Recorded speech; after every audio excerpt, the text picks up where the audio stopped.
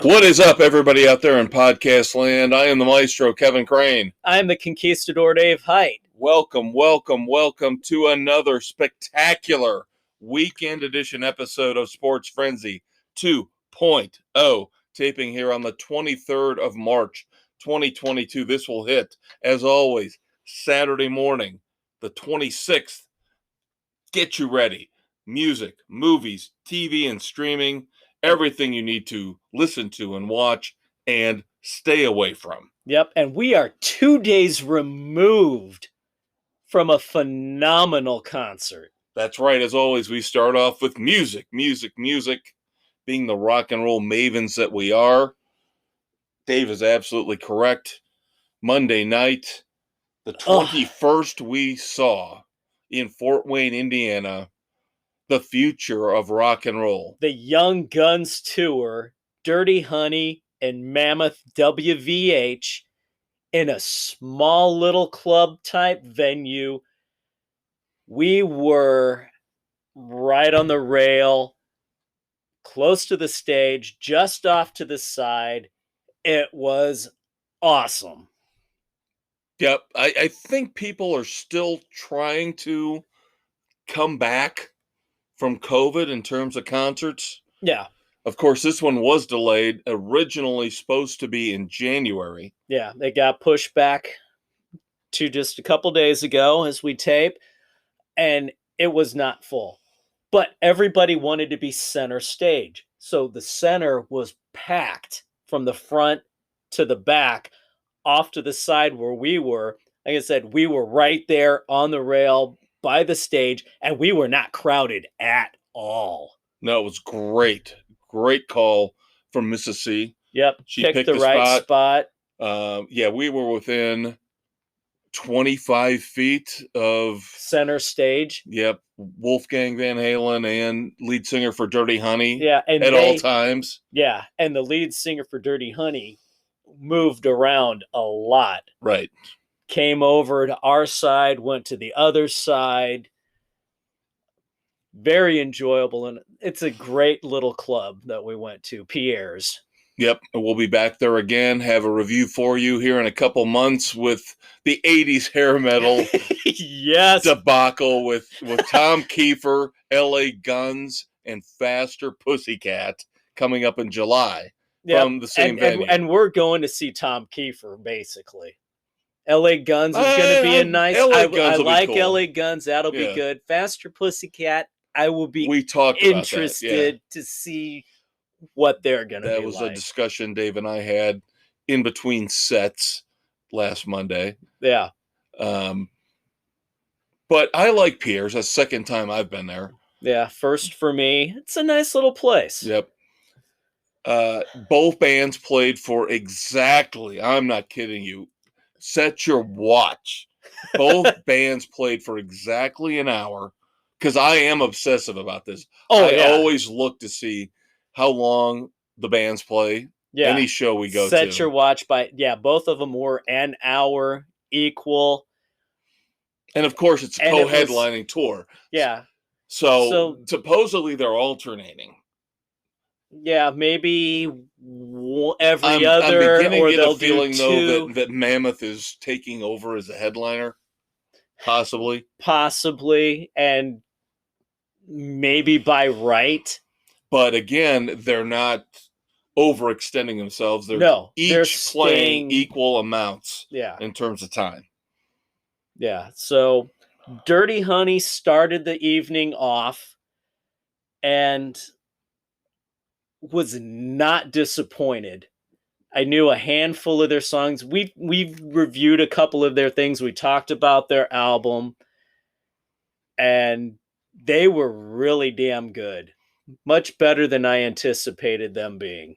Absolutely agree. The set list was fantastic. There were a couple songs in there that I did not know, but that was fine. They were good. You can always tell a great band if you know 75% of their music. You hear the other 25% slipped in there, and you just roll with it, and it doesn't bother you at all. Right. Like Heartbreaker, I did not know Heartbreaker. No, had not heard that one. But opening with Gypsy, I obviously know Gypsy. Yeah, Gypsy was good. Then they went to Break You, Heartbreaker, The Wire. Great song. Phenomenal. Take My Hand, Tied Up, Down the Road. One of their big radio hits, California Dreamin'. Yep. Which one of the highlights of the night. But then that's when they really took off, because after that they boom. Let's Go Crazy, Their which I cover still of Prince think is one of the greatest cover songs I have ever heard in my life. Yeah. They made it their own. Yeah. They kept with their style, and it worked out great. Yep. It just sounded phenomenal.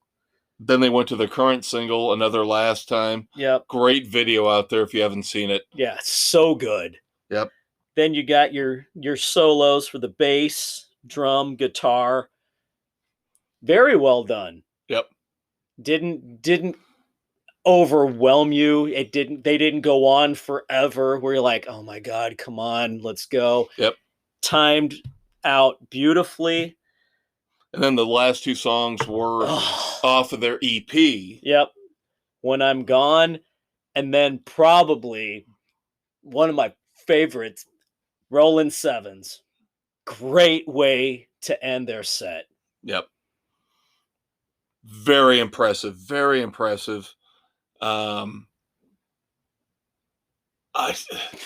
have to. I can't. I want to wait. I want to wait. This is like sleeping with a really good looking hooker. I want to wait and see what the next one looks like. Yeah. So then we get a break, about 35 minutes. Yep, as they revamp the whole stage, getting set up for again smaller venues, so it wasn't like one of these. You can't stack. You can't put the drum set right behind the previous bands and just pull the one off and have the other one. They had to move things around, disassemble the drum set, the stage, the risers, and everything. So keep in mind, Dave and I both saw Mammoth opening for GNR back last September. Yeah. So this is already our second time seeing them. But it is an unbelievable difference between seeing them from over a football field away and then being within 20 feet away. And you could tell that Wolfgang was more comfortable in a smaller venue, or that he's just comfortable being the front man now, months later. He's definitely evolved into being the lead guy up there. Yep. Definitely more relaxed, more engaging with the crowd. It was definitely a noticeable difference, a huge improvement. Yeah. As good as they were opening for Guns N' Roses, and that had to be intimidating. Yeah. Considering that was their first really go-round. Yeah. As a band. They were good, but like you said, now in a closer, more intimate venue. They've been out on the road together. Yep. He's been doing this. He's getting a little more engaging with the crowds. Obviously, they're closer. They're there more for him than they are for GNR. Yeah. You know, there's a lot of Dirty Honey fans too. I mean, I'm not trying to take away from them, but I agree completely. Wolfgang is starting to get into his groove, starting to find out who he is as a front man. And he's not David Lee Roth. We're not talking about that. Oh, no. Nobody expects that. No. But you can tell just even his body language on stage. He's more relaxed when he's playing. He's moving around. It completely different. It's like when he was opening for Guns N' Roses, it was almost like being in studio. Right. Now they're performing. Right. I completely 100% agree with that. So this was a phenomenal opportunity to see the growth. And again, being as close, and nobody is ever going to say that being in the fourth deck in a football arena you're ever going to get the same feel as being 25 feet away like we were last Monday night. No, but we've been far away where we've seen some phenomenal performances. You can still feel the energy. Yeah. The great performers can still convey. Guns N' Roses did that. They did.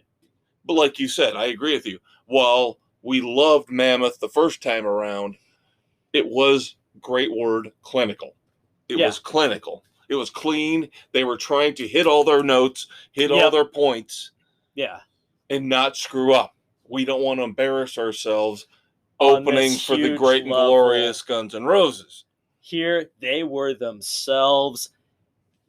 Oh my God, they were bouncing all over the place. Can I tell you something? I did not want it to end. Neither did I. Either one. Just watching Wolfgang on that guitar, just tearing it up. And he just moved from song to song, and it was just beautiful. It was perfect. And he threw in the finger tapping as the homage to his dad. Yep. And he nailed it. I mean, it was just like he'd just be playing, and all of a sudden he's tapping away, and then he's right back in, seamless. But when he got heckled, they go, all right, here we're gonna play a song for you that we've been kind of playing around with, and somebody goes, "What Van Halen's?" Like, dude, no. It's not like I don't like Van Halen. It's my last name. I played in the band. But that's like going to see the Foo Fighters and getting pissed that they don't play Nirvana. Nailed it perfectly. You go to see Wolfgang do Mammoth, WVH. Yes. And you and I, when we were watching Dirty Honey, we thought during the guitar solo, it seemed like he was going to edge into Drop Dead Legs. Wanted to, but backed off. Yeah. There is not Van Halen involved here. No. Nor should there be. No. We got a new song. We got a cover. We got a cover. All right. Start us off down the set list for Mammoth. Of course, great that they start off with what I think is their theme song. Mammoth, self-titled. Mr. Ed, the title or the first song off of the album. Then Epiphany, the new single. Yep, which is currently everywhere. Horribly Right. You'll Be the One, which I think was my favorite of the whole night. That was awesome. I love Stone. I know you're not a big fan. You know what? Live is so much better. Stone, of course, is the closing track on the first Mammoth WVH album. Yeah. It's very grungy. Yeah. Long. It's better live like it a lot. Than on the album. Then you get the new song, I Don't Know It All. Think It Over, which is not one of my favorites, but I liked it more live. See, that's one that I could kind of pass on, but it sounds stronger, better live. Yeah. And then it just keeps getting better. You're to Blame. And then Distance. I have to admit, I had a tear. Yeah, I think we all did. Yep. Then we get... see, if you looked at the crowd when we played Distance, everybody, you could see it had a whole different vibe to the room. Yep. And even though that's the first song he's ever released as a band, I think that will always be the signature song. Yeah. That will be in every set list forever for this band. Yeah. Obviously. Then we get the cover song, which I know they've been playing, and I cheated and I looked and I knew it was coming. But they did a brilliant version of Alice in Chains, Them Bones. And we're all into it. I mean, the crowd is all into it by now. Yeah. Phenomenal. And then it had to end. God. But they ended with their strongest song. Yes. Don't Back Down. And again, I did not want it to end. No. I know I don't like to throw this rating out willy-nilly. This is a 4 Frenzy night for me. I had such a great time. We are so copacetic on this one. I would see this again. And We talked about Greta Van Fleet a couple weeks ago, and how we had a shot at getting tickets to see them again in the fall in September. If we could do that with this, I would be all in on this. Both of these I don't care bands, if they flip flop. Right. If it's Mammoth first and Dirty Honey second.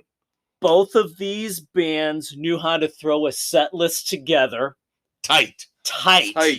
They didn't do the overlong instrumentals. There were no solos in Mammoth. No. Mammoth is just, we're playing our songs. Mammoth was straight through. Right. So, I mean, as much as we like Greta, they were not a great band to see live. And we'll talk about them in a minute. They've got health issues where... Right. But yeah, this was For Frenzy This was a For Frenzy night. And it wasn't just because it was the small venue up close. That helps, though. That does help. It helps a lot, but they were just so damn good on stage, so tight musically. They kept it going. Fun. It was a rock show that you hope to get. Yes. And I can only think of... Now, I don't know if we're overrating it because we were so disappointed from Greta. I don't know if that comes into play. But this was just so damn enjoyable from start to finish. There wasn't any downside to it. I know. I agree. And I also was thinking the same thing you're thinking. Are we just overrating this because of COVID, because of the lack of concerts over the last 3 years? No. But I love Steel Panther. That was really fun. That was fun. It did not touch this one.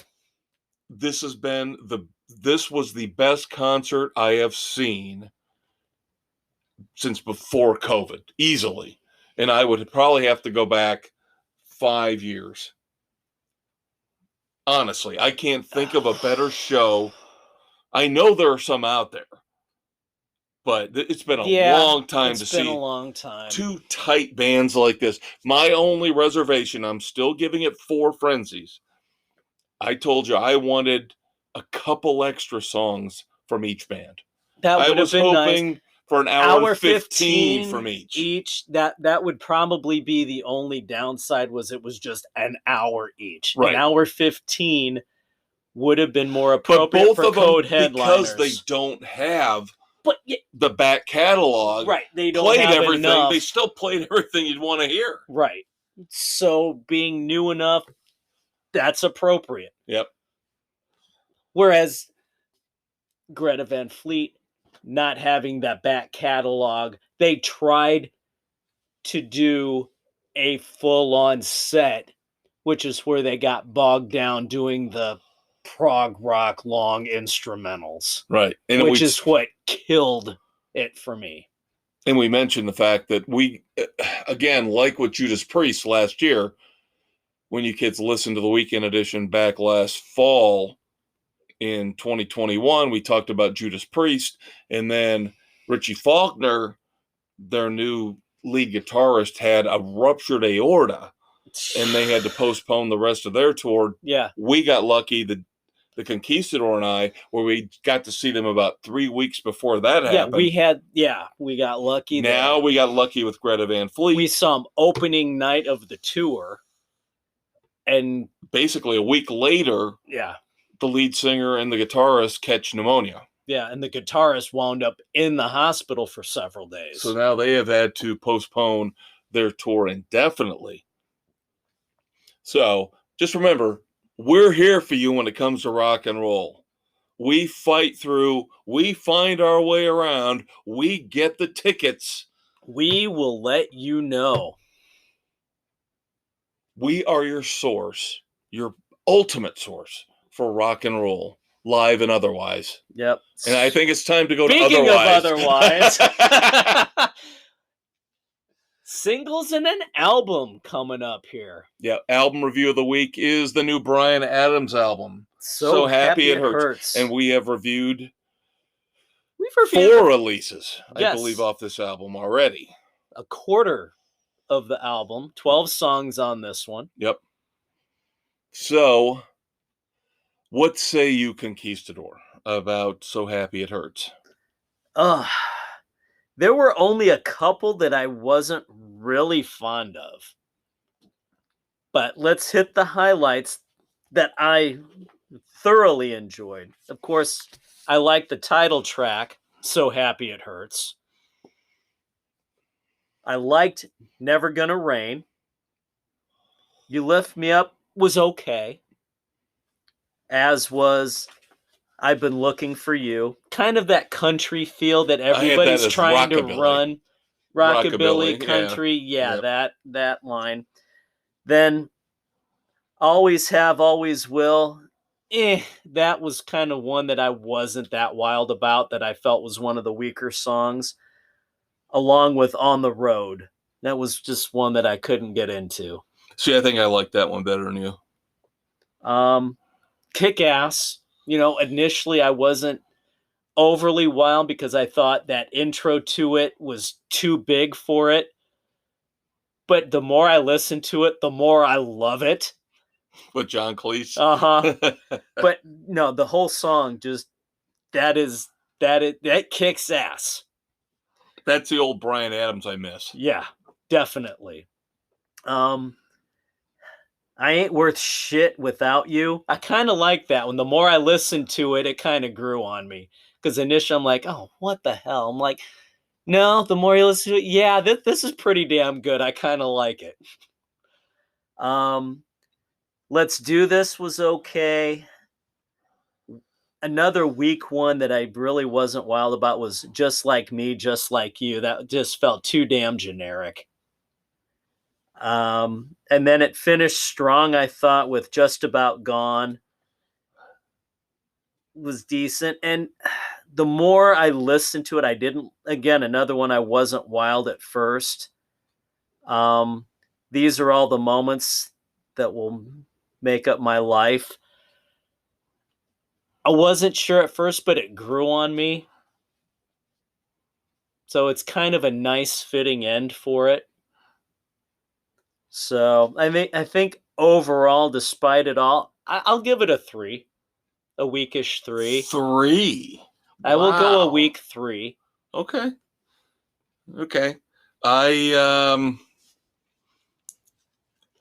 I can only go 2. Wow. Yeah, and I'll tell you why. 2 frenzies because I thought You Lift Me Up was garbage. I just can't stand that song. He again, this is what I worried about ever since the Robin Hood song.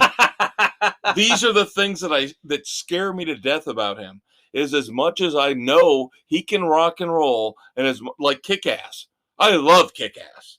I liked it more than you. I still probably like it more than you. Probably. And I have really come to love Never Gonna Rain. I think Never Gonna Rain is really a good song. Yeah. But then You Lift Me Up, and I'm just like, oh, Jesus God, man, grow a pair. Then I get to Let's Do This. Oh, my God. That sounds like he's trying to be one of these new age country artists. Yeah, I didn't hate it that much. That was one of my meh.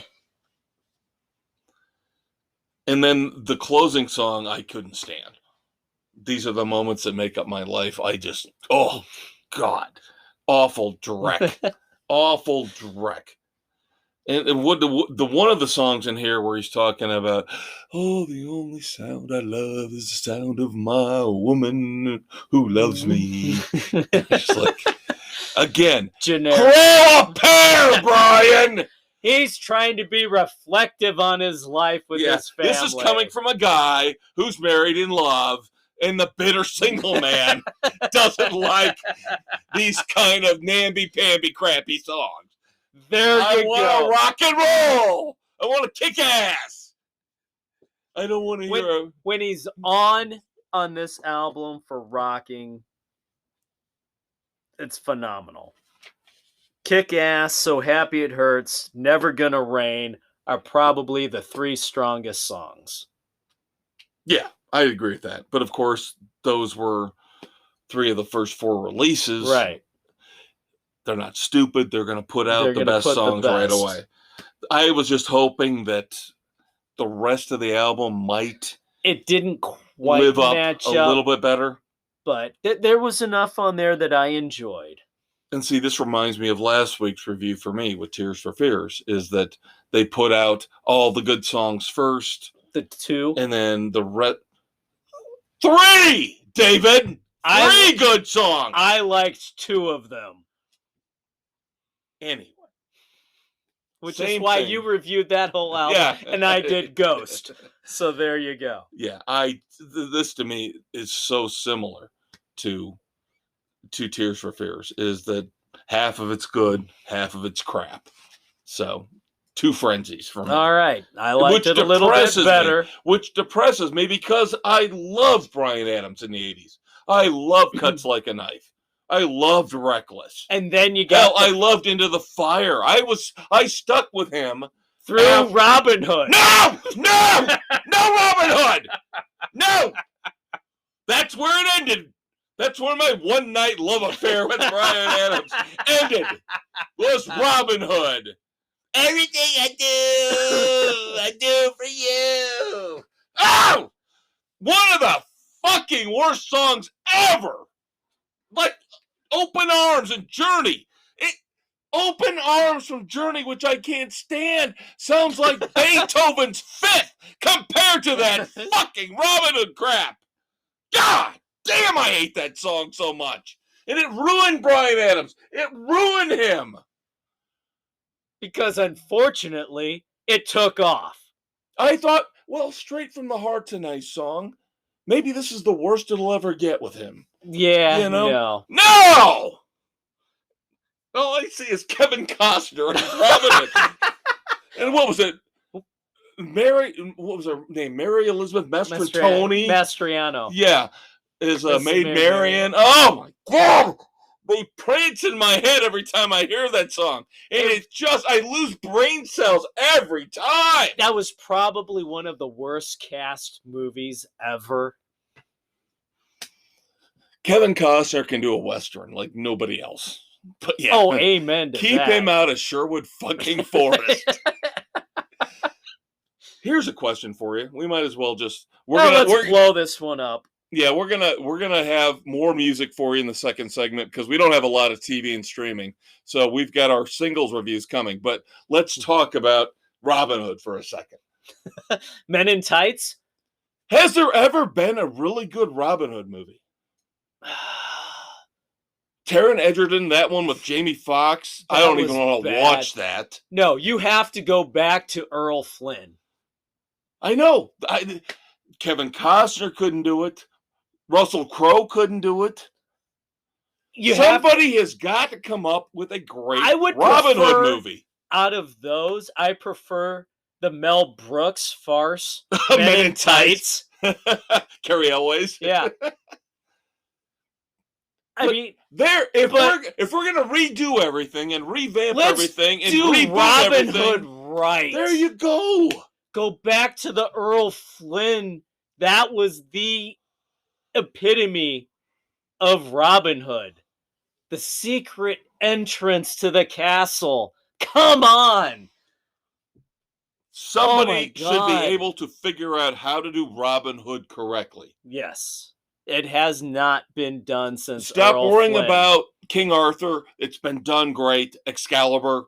We don't need that anymore. Alone. Work on Robin Hood. Give me a fucking good Robin Hood movie. There's my man. All right, more music coming and some TV and streaming. And then, of course, movie reviews where Dave and I are still kind of off kilter, but we're going to get there. We'll mesh back in a couple of weeks, kids. Yep. Stay tuned. We will be right back. Stuck in a no-win situation? Wife being held captive while your feet bleed? Take a second to decompress. Pull out your smartphone and listen to Sports Frenzy 2.0 on Spotify, Anchor, Google, Radio Public, Pocket Cast, Breaker, Apple, Overcast, and Castbox. And don't forget to check out their Facebook page. The Maestro and the Conquistador will take your mind off your dire predicament and give you the best non-PC sports commentary you'll find anywhere. And once you compose your exit strategy and take down some German terrorists, you'll want to yell, Yippee-ki-yay, Sports Frenzy 2.0! Welcome back to Sports Frenzy 2.0, the weekend edition. I'm the Conquistador, Dave Height.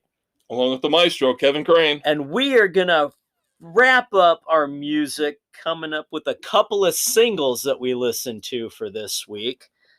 Yeah, so please forgive us because, again, the Wolfgang Van Halen Mammoth Dirty Honey show was so fucking good. We had to take the time to give it its due, so we have a little carryover. Deal with it. Let's start with Joan Jett doing an acoustic version of one of her songs, I'm Gonna Run Away. Now, I wound up listening to this, and then I went back and listened to the original, had to do the comparison. Vocals, she's pretty much got dead on knocked out the same for both. I actually have to say, I think I like it as an acoustic better. It just, the song itself lends it to the acoustic version.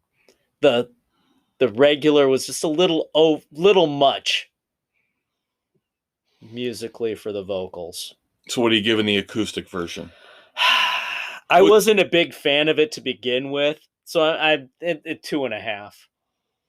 Of course, they're coming out with this all acoustic album here in a few weeks, so that's why we reviewed this. I have to admit, I was naive. I did not realize that she had already done this on I Love Rock and Roll. Full out rock, full production rock music, drums, everything, electric, the whole shebang. Yeah.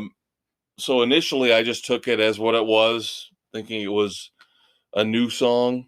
And then today I did the same thing you did. I stumbled upon the original, so I kind of did the comparison, the back-to-back. Being the cynical bastard that I am, I'm going to say I didn't like either version. And I think I actually liked the I Love Rock and Roll full electric version better. It's one of those songs that, why did she even do it? Yeah, I'm sorry. I hate to be cruel. Everybody who knows me knows I love Joan Jett. Love Joan Jett. The acoustic version of this, I'm sorry, I give it a 1. I just didn't like it at all. It's a song she never should have done to begin with. And if this is the lead single, I'm just scared. I'm frightened to think what else is coming. Yeah. So again, I thought this was going to be an album of new songs. Yeah, it doesn't I guess not. Sound like it's going to be with this. I expected more, and I'm like, wait a minute. I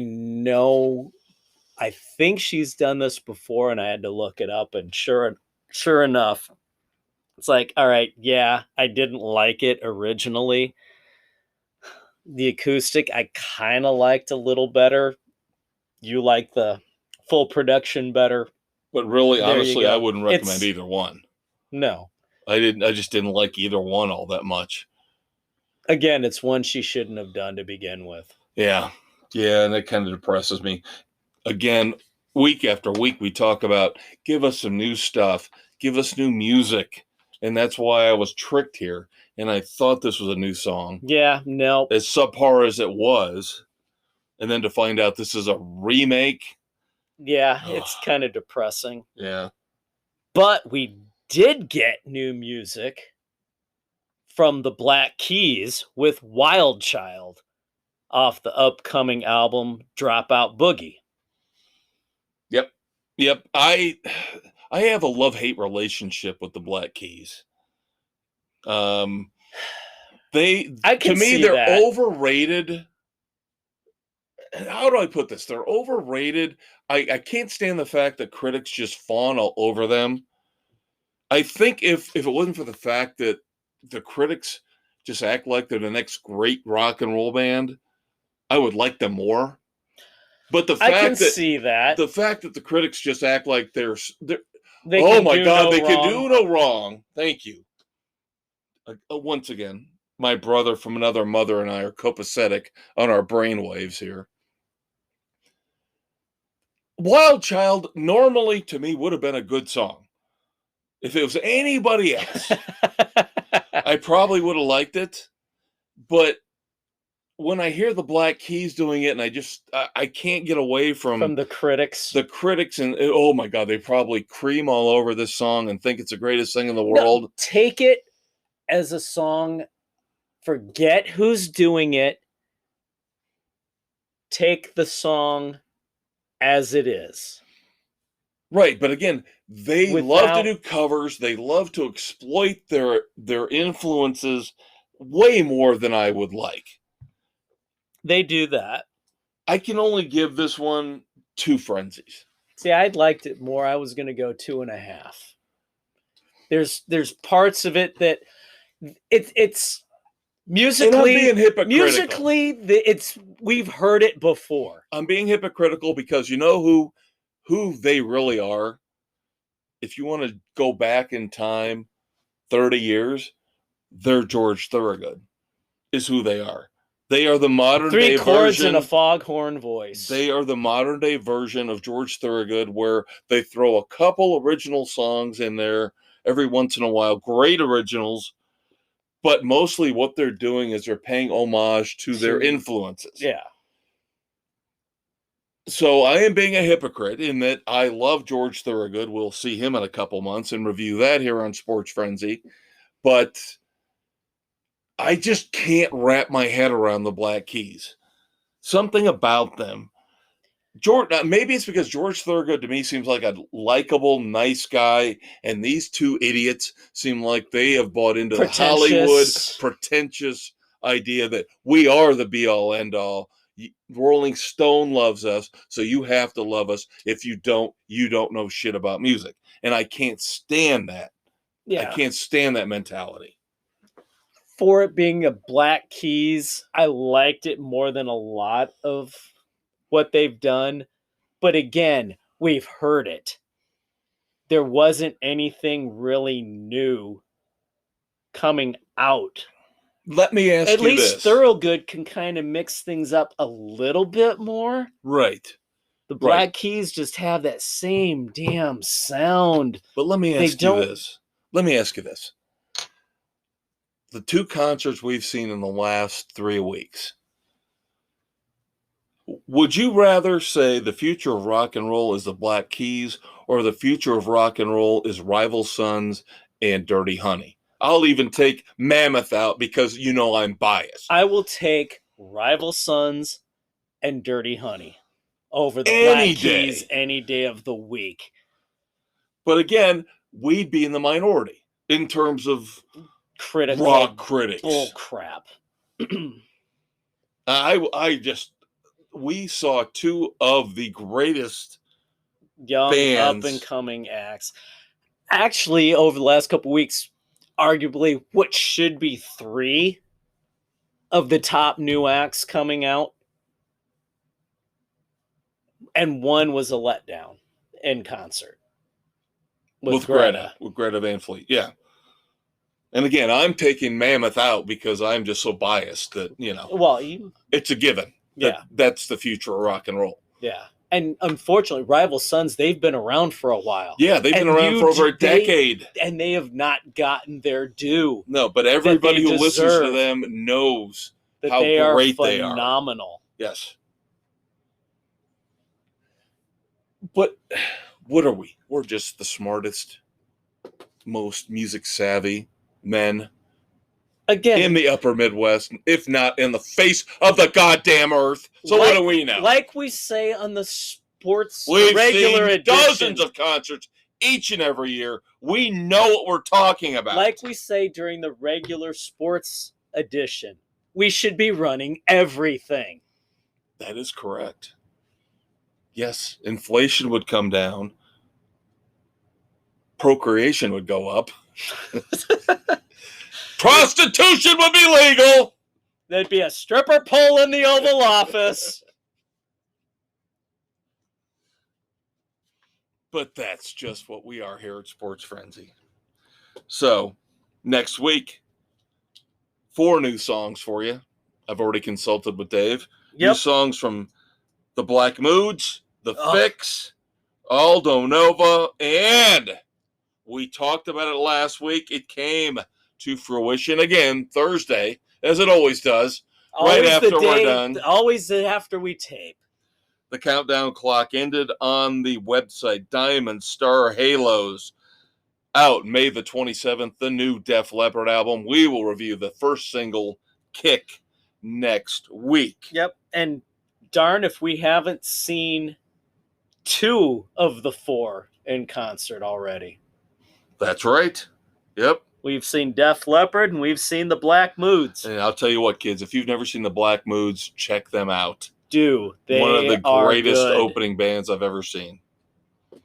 If it wasn't for the patchouli stink asshole that ruined that whole night and for his us. Skank. Yeah. Sometime on the weekend edition, we'll regale you with tales of what we've gone through over the decades of going to see concerts. That could be a musical story time with Uncle Kev and Uncle Dave. It should be a book. If people actually read books anymore outside of you and me. Of course, the Rock and Roll Hall of Fame idiots ignore Dolly Parton when she does the classy thing, the right thing, and she says, I don't want to be considered for the Rock Hall of Fame because I'm not a rock and roll artist. Considering me for the Rock and Roll Hall of Fame is like considering AC/DC for the Country Music Hall of Fame. And she's dead on right. But no. Nope. No, they say Dolly Parton will remain in contention. Because we are smarter than everybody else. Oh, and we say that music is more than just rock and roll. Then why don't you change the rules? Change the name of the hall. Like Nancy Wilson said last week when we talked about it. Put in different wings. Put in a rap, a country. Make it the Music Hall of Fame. Idiots. Why is it we have to fix everything for you people? Why is it? It's a burden. We have other lives, other things to do. He's got children. He's got a wife. I've got a basement to renovate, for crying out loud. I got something to do. I don't know what, but I got something to do. I got to clean the toilets once a week.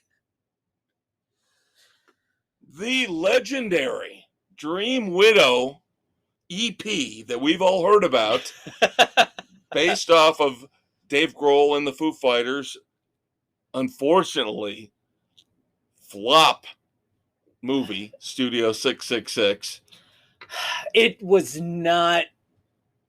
did not get the publicity it should have, and it was not released the way it should have been. I agree. It should not have gone to theaters. I just don't think there's the audience out there for it. It should have gone straight to streaming.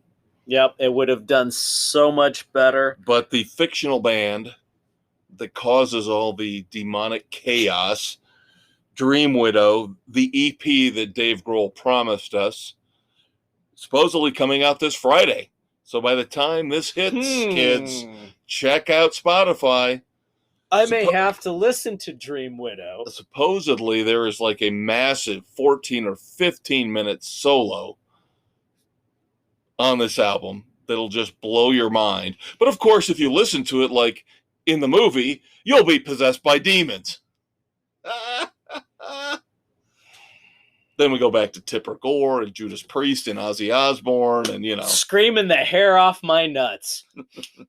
Oh, wait. That was Warren's. Don't you kids listen to that rock and roll. Wasn't that, it'll make you go to hell. Wasn't that Warren's Ode to Tipper Core? Scream the hair off my nuts. Was the end of Cherry Pie, right? Was that? I think so. Yeah. Not everything here on Sports Frenzy is negative, though. I did bring this up with my brother from another mother a couple days ago. Mark Tremonti, who I love with a passion. Of course, guitarist for Alter Bridge. I love his solo band. I think they're fantastic.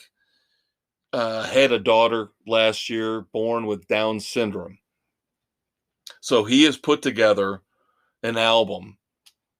It's going to sound crazy, but if you've listened to Tremonti, if you've listened to the few songs that he has sung lead on with Alter Bridge, you'll understand how he might be able to pull this off. Tremonti sings Sinatra. I'm intrigued by this. Coming out May the 27th, he is donating all proceeds from the sale of this album to a Down Syndrome Foundation. Good for him. Good for him. Doing something to benefit humanity. Wish him and his daughter the best. These are the kind of stories I love to talk about here because, of course, when we get to the end and the dumbasses, it's all just going to be negative. It all goes down the toilet. And all the Hollywood sycophant idiots. Oh, don't get me fired up yet. It'll come. It's coming. That's what she said. I had a similar conversation at work earlier today dealing with the moronic idiots that are our entertainment celebrities. Yep. And I will give my best quote when we get there. Yep. So, we move on to TV and streaming. Short segment this week. Don't have a lot to talk about. Unfortunately, I did not get to see the latest episode of Resident Alien. Gee, I'm talking about the video game. Great. There you go. No, Resident Alien, yeah, they go into their mid-season break. Come on! Which I did not see coming. You don't do a mid-season break at this time of year. Only mid-season break is at frickin' Christmas and New Year's. So, yeah, episode 8 marks the halfway point, I guess. Hopefully. I'm hoping that we get 8 more episodes. That'd be great. Damn well better get 8 more. They will be coming at some point this summer. Again, that's what she said. But the egg hatches at a dinner party. Oh, God. I am so looking forward to this. Storylines are enhanced. So I will not spoil anything for you or the Conquistador. I'm intrigued. Other than to say the egg hatches at a dinner party. There we go. And they want pie delivered. Who doesn't want pie? Again, Alan Tudyk is so good. So good. He is the best. I have to finally, now that I have finished up The Tourist, I will give you my review of season 1. Out fucking standing. This show is everything I love. Mystery, romance, bad guys getting their comeuppance, bad guys getting redemption, good people getting rewarded. Jamie Dornan from, the sex movies, the 50 Shades movies. The 50 Shades. Yes. Grows a beard, so he's not quite the drop dead, I want to screw that guy that everybody loves. All the chicks love, little more rough, little more relatable for us guys. He's not a pretty boy. No. He is we talked about this a little bit last week. He is in an accident, loses his memory. Right. So the rest of the 6 episodes are him trying to figure out who he is, and it turns out he's not a great guy. There's criminals involved. So is this kind of harking back to the old Tom Berenger movie Shattered? It is, but this is Australian. So this all happens in the outback, gives it a little bit different dynamic. And I'll give them credit for a couple things. Number one, and I am going to give mad props over the rest of this episode to the women actors out there. You know, you listen to me bitch and piss and moan about, everybody hates white guys, I've got a couple female actresses that I'm going to bring up here in the rest of the weekend edition that I want to call out and say, you are awesome. And it doesn't matter how you look, who you are, how young you are, how old you are. These women can act. I love them. They are fantastic. Number one, Danielle McDonald plays Helen Chambers in The Tourist. She is a probationary constable in the outback. Nice. And she gets sucked into this whole thing with Jamie Dornan's character, him trying to figure out who he is, and she's just got such a sweet heart. And she's stuck with the biggest asshole in the world as a fiance. And it's not like the guy's abusive physically, or he's just a jackass. Passively, aggressively mean to her all the time. Because she's overweight. She's a little bit chunky. She's a little bit overweight. But she is so gorgeous, so pretty. Sure, I guess we can get dessert if you think you need it. It's that kind of stuff. Yeah, that kind of stuff is exactly what this guy does. Yeah. Do you really think you want that looking how you do? That kind of stuff? But she's so pretty. Yes, she could lose 30 pounds. I would date her. I would love to date her. She is so sweet, so nice in this movie, in this character. She's such a beautiful actress. And she's the one that grounds the movie, gives it its moral center, trying to help Jamie Dornan figure out who he is, even though he's got a girlfriend, as he finds out, who is a hot box of rocks. So you've got hot naked yoga. Yeah, you've got the really hot woman. You've got the really sweet, nice, attractive. She's just so wonderful. You can tell a gorgeous soul. I can't believe I'm saying that. Me, Mr. Shallow, a gorgeous soul. She's so wonderful and so sweet. So he's got to figure out who between these two, his past life, his present life.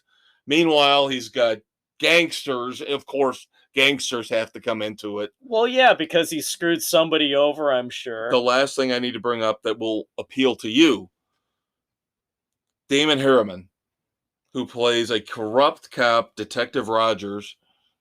You might know him from Mr. In Between, the club owner. Oh, God. Plays a prominent role. How? He's got a limited time to live, so he has to balance certain things, including, do I walk the line with the good guys or the bad guys? I'm telling you, 3.5. 3.5 frenzies for the tourist. I loved it. Absolutely loved it. It's on the watch list, along with too many other damn things. I know. Dumbass update from last week. Our buddy Pete Davidson doesn't get to go to space. Oh, they had to delay it. They had to delay it, and it conflicts with his schedule. Dude, just get in there and burn up on re-entry. That's called a 1% problem. Yeah, no shit. My schedule changed, so unfortunately, I can't go to space. Poor Pete. Fuck off. So what's he going to do? He gets to go home, drink a beer, and fuck Kim Kardashian. Poor guy. Poor, pitiful Pete Davidson. Unbelievable. Whatever. Maury Povich, his show is finally ending. Isn't he dead? 30 years. 30 years Maury has been on. Finally ending this year. It's been canceled. It started in 1991. You know, I heard something earlier in the week about that, and I think the tagline I heard was "Deadbeat dads across the country are now happy that they won't be subjected." I saw something really similar. I saw somebody when they saw the news, they posted something that said, "Damn, now how am I going to find out who my dad was?"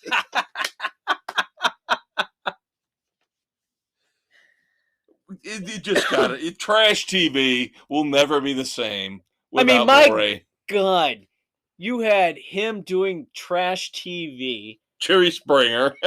And his wife, Springer was the worst. Connie Chung, acting like she was a serious journalist. The serious news journalist. And now she's hosting Big Brother? Yeah. So much. She sold her soul. Yeah. At least he stayed true to who he was. The dirtbag he was. God. Finally, I know we've pretty much sworn off the CW with their PC superhero shit. Why are you talking about them? I might have to go back. Dave. This new series, Gotham Knights, is starting to sound really interesting. Maybe edgy, maybe not as PC as all the other crap. Oh, are we going back to original Arrow? Are we going back to... It's future. It's a future set show. Batman has been murdered. Are we going back to Supernatural Batman has been murdered. Edgy. Funny you mentioned Supernatural! Let me finish before you ruin it for me. We go to the future. Batman has been murdered. His adopted son has been accused of killing him. They will not tell you right now. They won't tell you who. He has to align himself with the sons and the daughters of Gotham's greatest villains. The Penguin, the Riddler, the Joker. And they have to become vigilante heroes to save Gotham without Batman around. Right? Okay? Harvey Dent has been cast. Ackles? Close. Misha Collins. Castiel will play Harvey Dent. Intriguing. AKA Two-Face. Interesting. It was really funny, his tweet when he announced that he got the job. He said, "Will they let me wear a beige trench coat?" I don't think I'll feel comfortable with that one. You know what? It would work. He looks. It would work. The beige perfect. Trench coat would work for the character. I think he's going to be really good as Harvey Dent. I could see him pulling that off. Now, can the CW stay away from their stupid inclinations? Why does this sound like it would be better served on HBO Max? I know. I agree completely. That's along the lines one of, the first Titans and then when I saw who's writing it, the writers of Batwoman. Oh fuck. One of the PC garbage shows that they've put on over the last 3 or 4 years that none of us watched are writing it. So I'm just worried, how far are they going to go with the checkbox? Oh, you know everything is going to be checked. How far are they going to go checking all the boxes to make sure that they're PC before they actually care about story and character and plot and tension and suspense, the things that people actually want to see in a TV show or a movie. But that's just me. But that's us, yes. All right. Good stuff. Hey, just saw the ad coming up in May. Season 3 of The Mystery of Skinwalker Ranch is going to hit History Channel. If you want the weird, wild, and crazy shit, there you go. And the Conquistador will be right here to review it for you. Because he's all about the weird, wild, and crazy shit. Exactly. But beyond that, we have movies Coming up next segment to wrap things up along with some dumbasses. Of course, we're still off sequence, so my review from last week is my review this week. And my review this week will be his review next week. And I have one off that he doesn't have. Stay tuned, kids. We will be right back. Listen to Sports Frenzy 2.0, the weekend edition, on Spotify, Anchor, Google, Radio Public, Pocket Cast, Breaker, Apple, Overcast, and Castbox, as the Maestro and Conquistador give their reviews and news on music, movies, TV, books, and more every Saturday. They can't help themselves. They have no control over this need to talk and scream. It's inside them. The fire, the voices, the torment. Hey, everybody. Welcome back to Sports Frenzy 2.0, the weekend edition. We're taping here on March the 23rd, 2022. This will hit the morning of the 26th, Saturday morning, so you can check out everything we tell you in terms of music, movies, TV, and streaming on Spotify, Anchor, Google, Radio Public, Pocket Cast, Breaker, Apple, Overcast, Castbox, and Stitcher! This gives you an alternative to watching the tournament if you're OD'd on basketball. Yep. There is no football, at least till the USFL comes around in a couple weeks. Yep. We'll leave your decision on that to you and you alone. Right now, we've got movies. And again, as we alluded to last segment, we're off sequence here. So I had to finish off my second part of my story time when it came to the Richard Stark novels and the movies that go along with them. So last week, I reviewed Parker with Jason Statham and Jennifer Lopez, which is 10 years old. Yep. But again, if we've never seen it before, we review it. It's on the table. And I finally got to watch it over the weekend. Found it on Tubi. Wow. I was impressed. Everybody in this movie was phenomenal. Statham, of course, doesn't disappoint. Outside of the Texas Oilman accent, which he even said, dude, seriously? Texas Oilman born, what was it, Ecuador? Yeah. Come on. But, I mean, Nick Nolte, Chickless, everybody. Clifton Collins Jr., Jennifer Lopez, I even liked in this one. She was good in this. That would shock me. I thought for sure she would be the one to sink it. Yeah, and she didn't. She kept it rolling right along. Again, it's a criminal with a code. Do the right thing even when you're doing the wrong thing. There's principles involved here. Great revenge flick for being done wrong. Loved it all the way through. Even the end, it's not about the money. Solid 3. Yep, as I gave it last week. Solid 3. It missed a couple of things, but still, definitely check it out. So worthwhile. In all 4 of the movies, as we mentioned in story time a couple weeks ago, all 4 of these movies based on the Richard Stark Parker novels have that theme.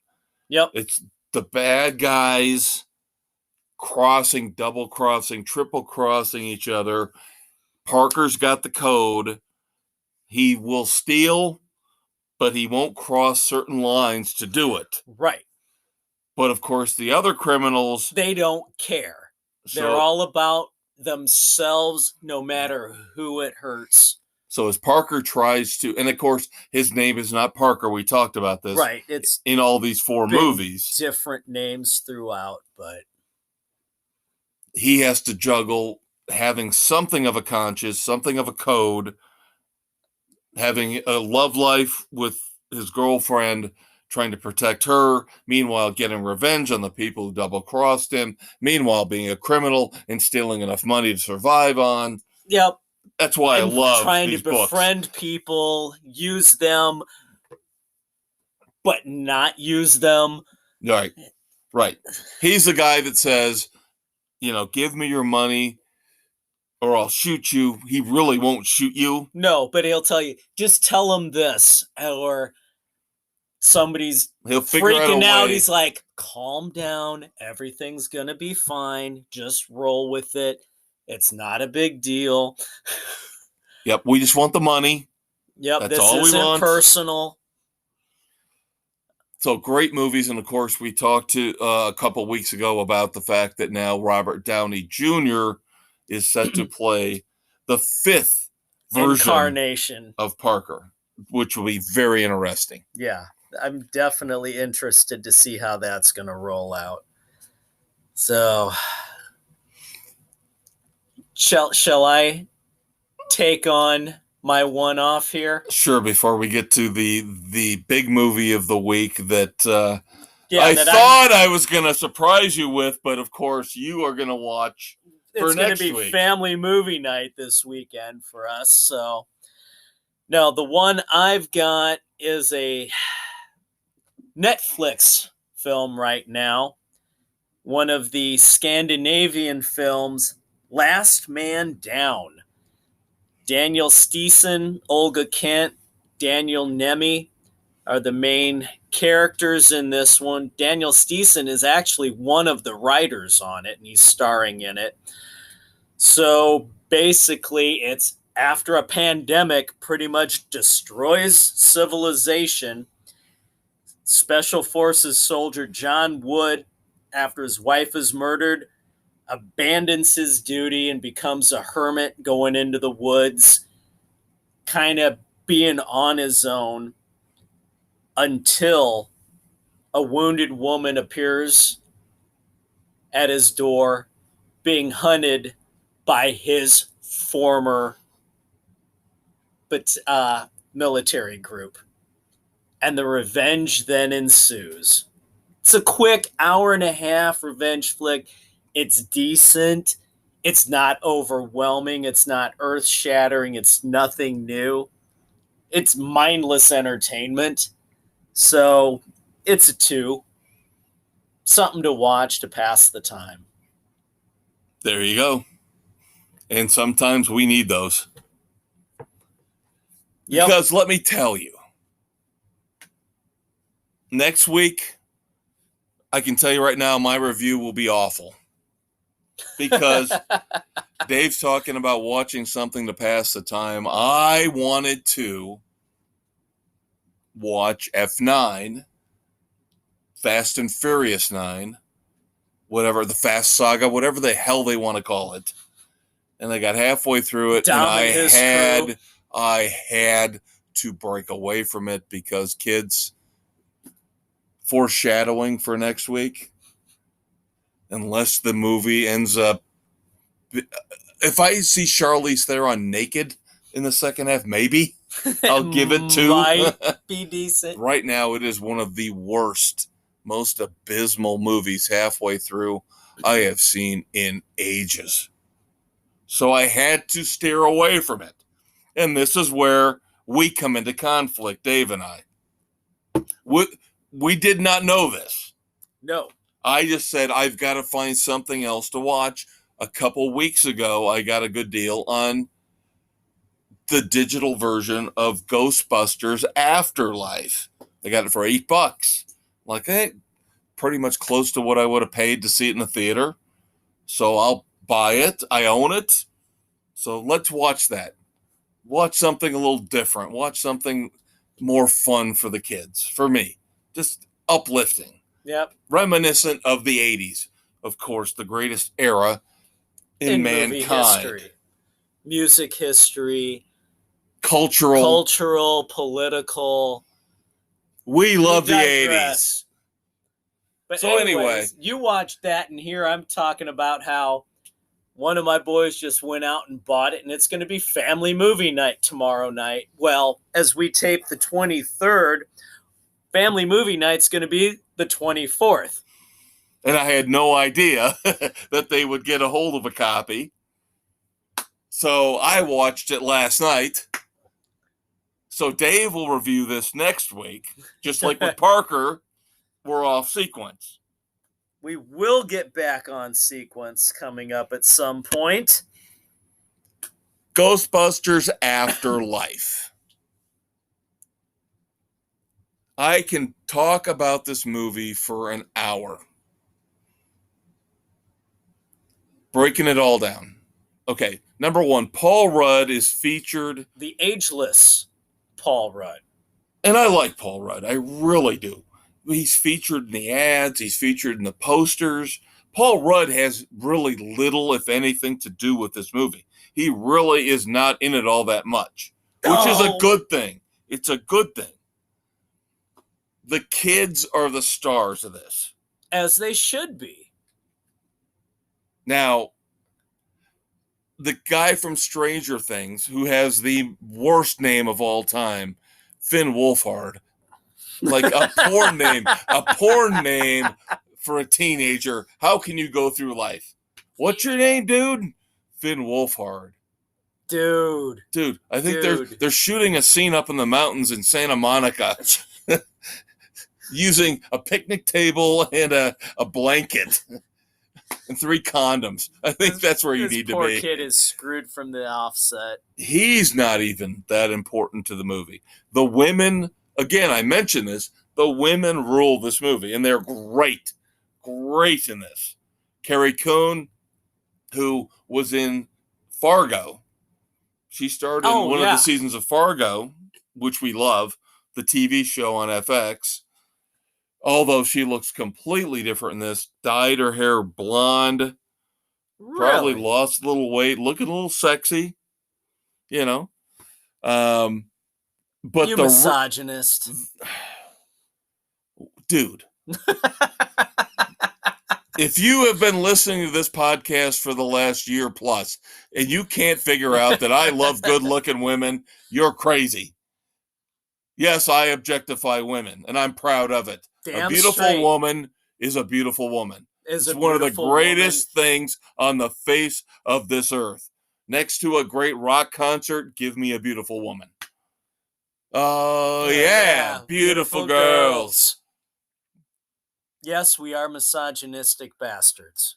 Director, Jason Reitman, of course, the son of Ivan, who directed the original Ghostbusters. And you can tell Jason is trying his best, as hard as possible, to make this movie what should have been the follow-up to Ghostbusters 2, not that abomination. Reboot with crap. With Melissa McCarthy and Kate Kristen McKinnon. And, So the kids rule this. I have to give props. Don't take this the wrong way. She's only 15. McKenna Grace is the star of this movie. She is so fucking awesome. All I will say is that she plays Phoebe Spangler. She is the granddaughter of Egon Spangler. Harold Ramis' character. She is unbelievable. If I could give an Oscar to a 15-year-old actress, I would give it to her. She is awesome. And then they do the checkbox thing. So, of course, So Logan Kim plays one of the 4 kids who take over the roles of the Ghostbusters. His name is Podcast. As he tries to record everything that's going on. This movie, I loved it so much. This warmed the cockles of my heart. You have a heart? Yes, now I do. I'm like the Grinch. My heart is starting to beat. It grew 10 sizes that day. Just thinking about the movie tears me up. It's such a wonderful movie. This is good for the parents, good for the kids, good for anybody who loved the original movies. Awesome. So it's going to be an awesome family movie night. I will give easily 3.5 frenzies. Wow. To Afterlife. Ghostbusters Wow. Afterlife far exceeded my expectations. It made me happy. It made me sad. It made me cry. It made me laugh. I loved everything about this movie. It is Awesome. everything that the Ghostbusters sequel should have been. Again, they fucked up when they tried to go all girl power. That was just a straight up reboot. But this is what we deserved. This is the movie we deserved to follow up on Ghostbusters.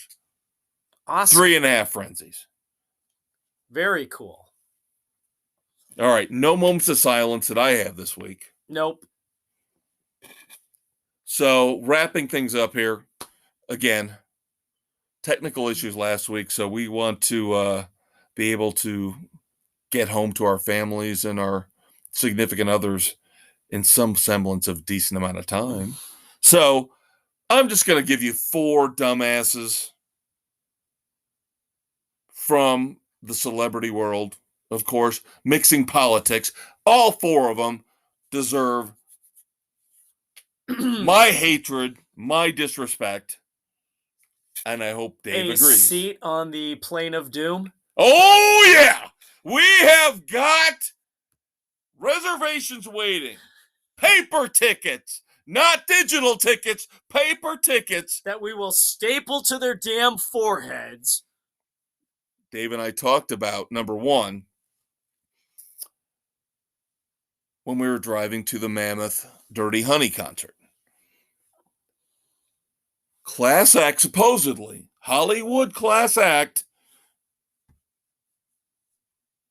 been around for almost 90 years. Rita Moreno, of course, now is a grande dame of Hollywood because of the Steven Spielberg reboot of West Side Story. So she's back in the headlines.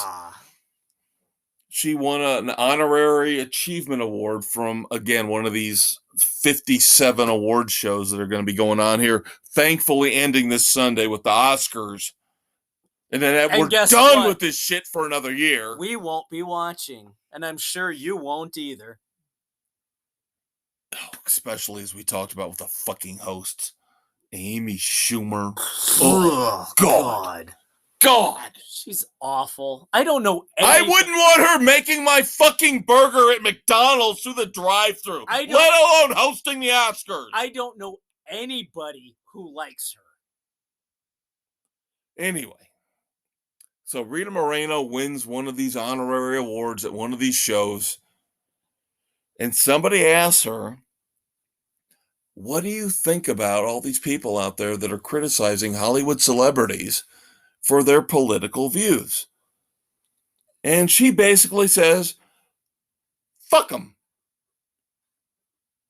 Well, Rita, I think Dave and I are in agreement on our response to how we feel about you. Fuck you! We have said on this show over and over and over again, it's not the fact that you're not entitled to your opinion. We all are. But stop thinking your opinion matters more than anybody else's just because you fucking entertain people. You memorize a script and you think you are a king of state or a queen of state in this case. We don't want to hear it anymore from you. We don't. You have the bully pulpit. You get to talk to CNN, Entertainment Weekly, whoever it might be. That's the difference. That's what you and all your Hollywood brethren never seem to understand. Dave has an opinion. I have an opinion. You have an opinion. But Dave and I have this little tiny podcast. That's what she said.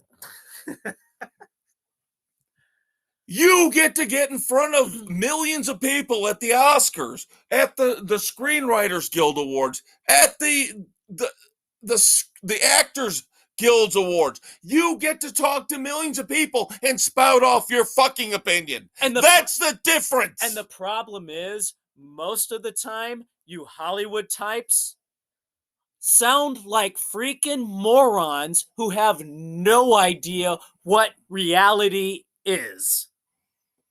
You live in your own little gilded towers and just don't get it anymore. That's the problem. Nobody's saying you're not entitled to your opinion. But the problem is when you act like your opinion is more important than everybody else's because of who you are in Hollywood and because you can reach more people than the rest of us, that's where you're wrong. The Guess people what? you ridicule that you don't like who live in the hills of West Virginia or live in the plains of your wages. You're why we are why you are where you're at. But you don't get it. So we move on to celebrity, dumbass, political crap part 2. Howard Stern. Oh my God. Who I used to think knew what he was talking about way back in the day before he cashed in for tens and hundreds of millions of dollars with SiriusXM, back when he actually had to try to make a living on terrestrial radio. Yeah. When I listened to him in Florida back in the late 90s, and I thought he was actually entertaining and knew what he was talking about. Now he's a freaking idiot. He's a germaphobe. He's a nut job. So now he says it's a small minority of wackos, that's his word, quote unquote, who are causing the end of all these mask mandates. I just like to point something out to Mr. Germaphobe. Just because you want to bathe in Purell 15 times a day, stay in your own little apartment and be done. We're not wackos, number one. What you don't seem to understand, again, like Rita Moreno, is that people like Dave and I, logical, sane thinkers, we got the shot. We got boosted. And guess what? But we don't want to wear a fucking mask because we got the shot and we got boosted. You want everybody to wear a fucking mask and get the shot and bathe in Purell every 15 minutes. And not go anywhere or do anything. Guess what? Life has to go on. And then you blame it all on the Republicans. That's the problem with the society we live in, is we're so divisive. It's got to be the Republicans' fault or the Democrats' fault. How about you fucking people make a decision for yourself? Get off the political shit. Dave and I don't want to speak for him, but Dave and I both looked at this the same way and said, we have to get the shots in order to be able to live our lives, to go to concerts, which we love, to go out in public without the masks. I don't want to wear a fucking mask. I can't breathe in a fucking mask. And Howard Stern, though, thinks that, we're wackos. Yeah. All right, you germaphobe. Why don't you join frickin' Howard Hughes and just be a recluse the rest of your damn life? You got plenty of money from SiriusXM. Why don't you buy some of those hazmat suits? Those big yellow hazmat suits. Why don't you become Bubble Boy? Yeah. Moops! It's Moops! Celebrity dumbass number 3. Again, political. I don't care. I'm getting it all out this week. CBS, Paramount. I loved Star Trek. I've always said I love Star Trek more than Star Wars. That's a fun debate. You can debate that. Do you like Star Wars with Han Solo and Luke and Leia, or do you like Captain Kirk and Mr. Spock? Star Trek Discovery has gone too far. We can see, again, the political bullshit going on behind the scenes at CBS and Paramount. Stacey Abrams on Star Trek Discovery has been elected president of United Earth. When we get to the point where we're actually bringing real politicians in to fictional shows, let alone science fiction shows. We've gone too damn far. You are blatantly telling people what to think and how to feel. I've already got Stephen King, Carl Hyacin writing books where all they read the reviews of their latest books, where all they do is they rip on Donald Trump for page after page after page. And now we have got Star Trek Discovery electing Stacey Abrams on the show, a fictional science fiction show, as the president of the world. And you tell me this world is sane and normal? And you tell me we want equality? You tell me everybody's supposed to be equal? Bullshit. Next up. Red bastard Democrats. Speaking of which, the last one I've got. Of course, Jimmy Kimmel's got to throw his hat in the ring. Jesus. We all know, we all knew the confirmation hearings for Ketanji Brown Jackson were going to be contentious, a hot button topic. I don't need Jimmy Kimmel coming in right away the minute these hearings start saying, oh, there's subtle racism involved. Jimmy Kimmel, you wouldn't know subtle racism if it bit you in the ass. Here's what I want to ask Jimmy Kimmel, and he's the one. You brought up the plane of doom, the sports frenzy plane of doom. He's getting a front row seat. He gets a front row seat. He has become such an asshat. He's a fucking hypocrite beyond all belief. He is a fraud beyond fraud. He wants to talk about racism with her. That's fine. I want to know where he was when Amy Coney Barrett was getting grilled about everything in her past, or Kavanaugh was getting grilled about being a sexual deviant. I want to know, especially with Amy Coney Barrett, this is where I really want to drill down on. Nobody defended her when it comes to Kimmel, when it comes to Colbert, any of the left-wing Democrat liberal talk show hosts. I thought they were all defending women, all defending women's rights. Only if they have the same views that they do. The thing I love to bring up with Jimmy Kimmel, especially when it comes to women, especially when it comes, now he's a defender of Justice Brown Jackson, right? Ketanji Brown Jackson, now he's defending her because she's a woman. He did not defend Amy Coney Barrett.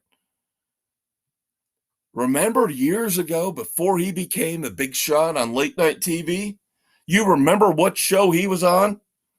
You remember that little show he was on with Adam Carolla? Yep. The Man Show? Where he was one of the biggest douchebags the around. The biggest misogynistic douchebag of all time. He was worse than Carolla. And I don't think there's anything wrong with it. No, nothing at all. I've always said this is a repressed society we live in. I'm the one that's screaming for legalized prostitution every other week. Now, let people be who they are, but don't be a hypocrite. That's the one thing I can't stand. That's exactly what Kimmel is the worst of the hypocrites. Now, in response to everything, one of my go-tos, back when I was in grade school, we were promised that California was going to fall off into the ocean. Promised it was going to happen. My only question is, when and why hasn't it already? It would solve so many problems. I know. It just, boy, that would be between California and New York, just drop and be done. It would be such a glorious moment. And the thing is, there are so many people out in California that don't want all this crap. The state run the way it is. They want to separate themselves. The farmers out there, Oh, those poor guys. They want to get away from San Francisco and Los LA. Angeles and Hollywood. They want to be separated. They don't feel like those idiots. They don't have the population. Represent them. They don't want population centers are 50%, fucked up. 50% tax rate. Ozzy Osbourne just moved out. He's going back to England. He can't take the tax rate. There you go. And we all know Ozzy doesn't know what the fuck he's thinking or what he's doing. Sharon at least was smart enough to get fired off of one of those stupid midday talk shows because she actually had the guts to call things out. All right. That being said, we love you all. Thank you for listening. He's the conquistador. He's the maestro. We'll talk to you next week. Take care, kids.